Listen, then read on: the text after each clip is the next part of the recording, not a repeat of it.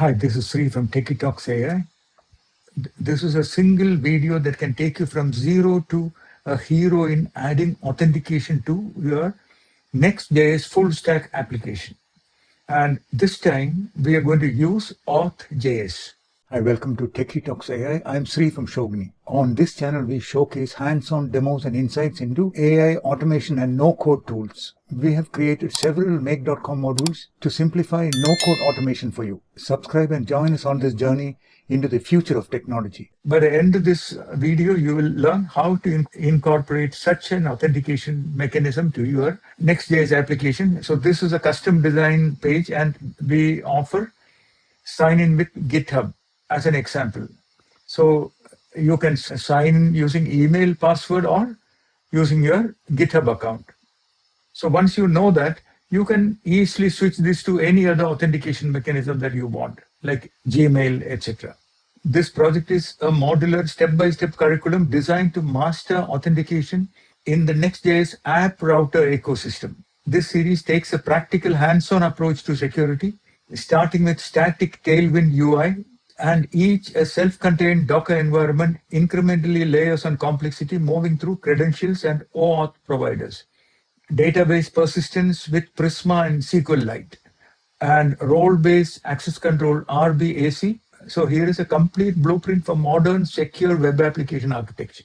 So let's start with lab 1, which is the static foundation. In this lab, we are setting up the control environment. We'll build a basic Next.js application with a home page, which is public, and a members page, which should ideally be private, but currently it's not. This highlights the problem we will solve in lab 2. GitHub repo URL to this code is given in the description. After you clone the repo, you need to execute this command, git switch --detach -f lab 1. Lab 1 is the tab that we have given for different labs. So if you see git log --1 line, you will see that we have lab 1, lab 2, 3, 4, 5, and currently our current folder head is pointing to lab 1, which is a static foundation which has Tailwind UI structure, public, private, route concepts. Okay, so let's clear the container, docker compose down -v, and docker compose up --build to launch the application. Okay, application is ready to be accessed. Let's reload this page, localhost colon 3000. First time when we load, you will see that you can see the compilation that is happening. So we have a home page which says welcome to lab 1, and it says current status, no authentication has been implemented, and about page, this is the about page, and members only page. So this page ideally should be authenticated so that only logged in users or authenticated users will have access to this members only page. So that is the idea. So this is the skeleton Next.js application. Let's look at the folder. We have the Docker compose that starts the Next.js application, and Docker file that creates the Docker image for the container, and then standard Next.js framework files. We have gone through these files several times in previous videos, so that is not important for this authentication tutorial. So this is the Next.js routing, that is folder-based routing. So we have the about folder, and within about folder we have the page.tsx, which says that this is a generic public information visible to the world. Okay, that is what we see here when we click the about page.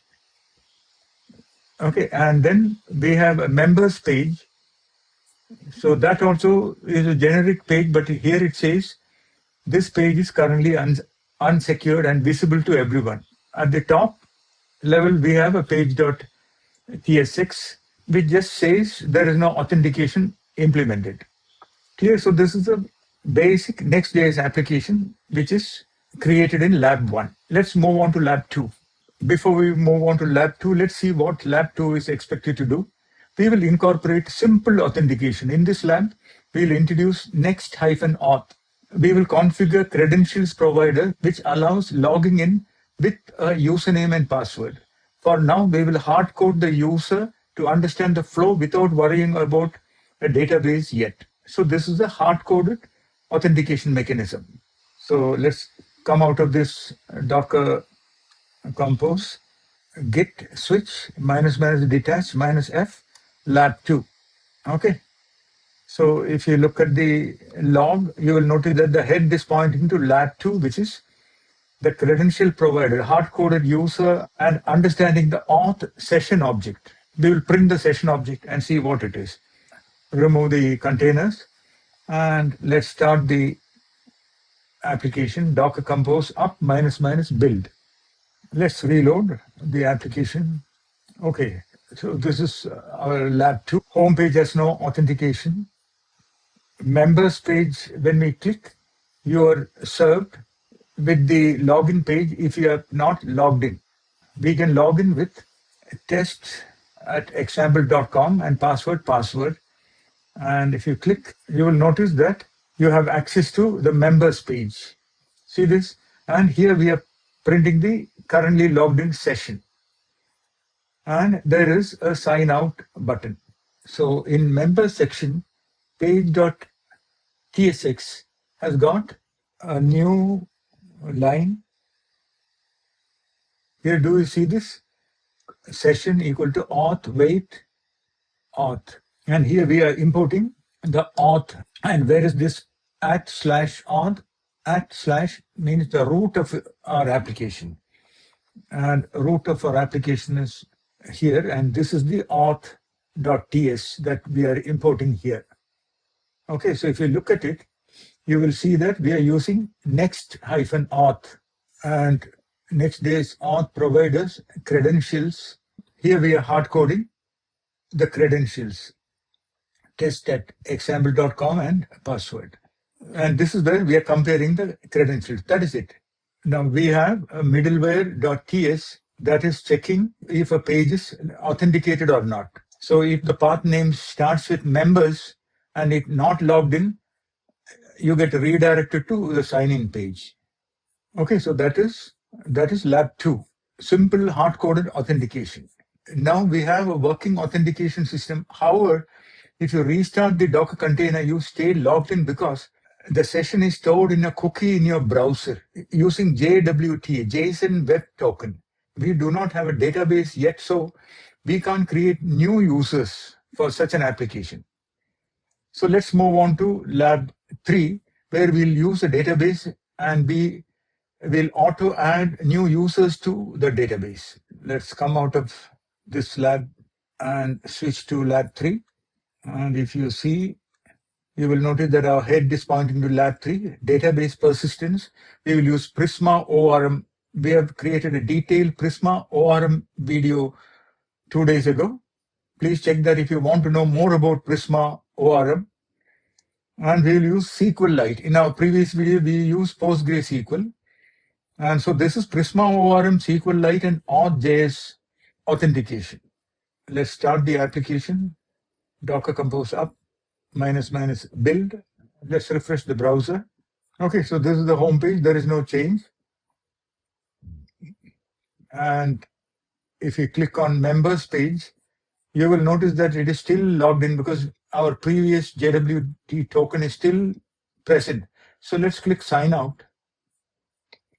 And let's log in with abcd1 at example.com. See here, it has created a new user abc1 at example.com. And here it says new user. So now this user has been saved in our SQLite. So if you look at our project in Prisma folder, we have a schema.prisma. There we are adding the model. See here, user model. So whichever email that we type in to login will get saved here. I'm installing DB browser for SQLite, using which we can open the SQLite file and see the data that is present in it. So if you see here, we have opened the SQLite file in user, browse data, and if you see here, you can see the users. The size is small. So let's log in with another user. Let's log out, and we will say ABCD2 and same password. Okay, ABCD2 is logged in. Now here, if we reload by clicking this, you see ABCD2 and password is password. So here we are persisting the logged in users credentials. So in Lab 3, we use Prisma, ORM, and SQLite file-based database to store our users permanently. By default, when using credentials provider email password, Authjs forces the session to be JWT, which is cookie-based. However, we use the database to store and retrieve the and here we are using the database to store and retrieve the user profile. So let's move on to Lab 4. Control C to exit out of the application. And let's switch to Lab 4.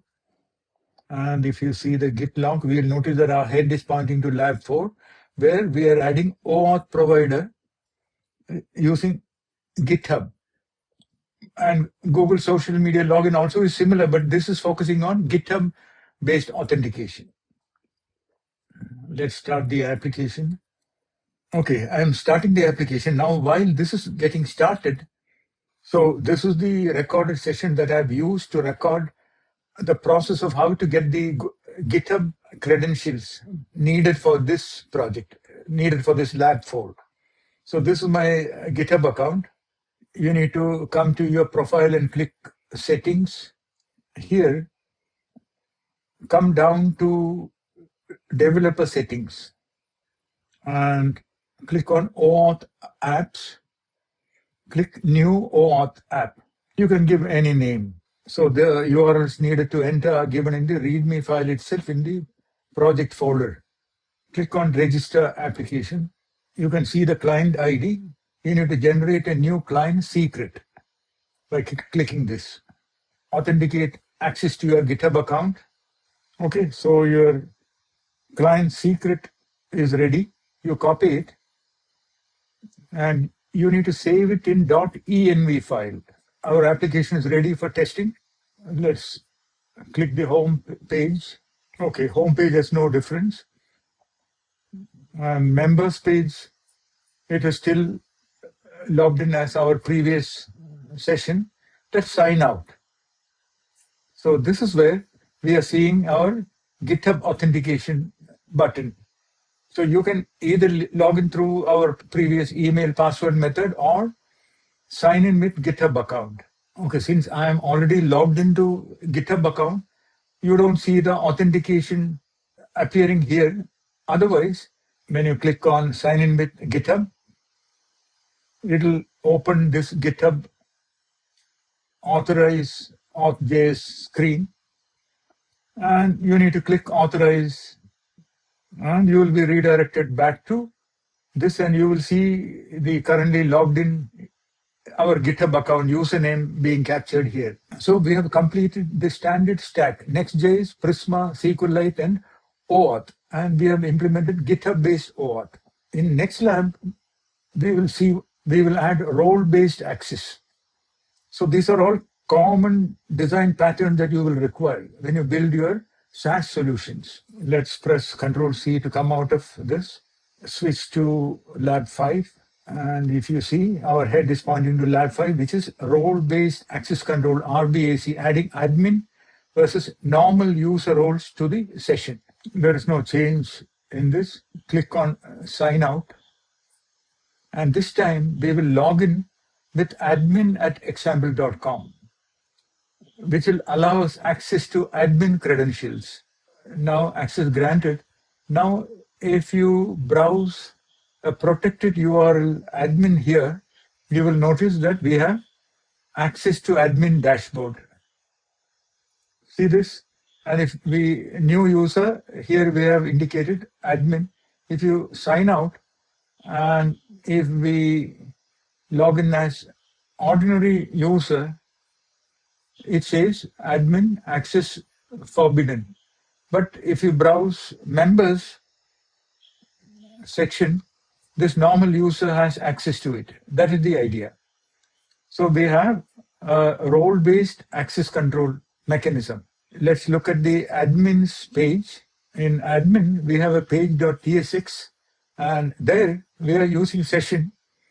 But if the session user.role is admin, then if it is not admin, then we say forbidden. So here, if you see this, we have a new field added, role, and if that is admin, the user will have access to admin. And look at the schema.prisma, you will notice that we have added the new field role here. That is the idea. Okay, so let's move on to our last lab where we will make our login page custom design. So we can beautify it using Tailwind. Let's switch to lab 6. If you see, our head is pointing to our final lab 6. Let's start the application. Let's click on sign out. Okay, so we have the final beautified login page. Here we can add our logo and change the design according to what we need. This is the GitHub sign-in, and here we have our email password-based sign-in. Okay, so I'm already logged into GitHub in another tab. So if you click on it, it will allow me direct access. So here, my name has come from GitHub account, and member section I have access to. Sign-in page. In Auth, we have a sign-in folder. Inside the folder, we have a page.tsx, which is the beautified page.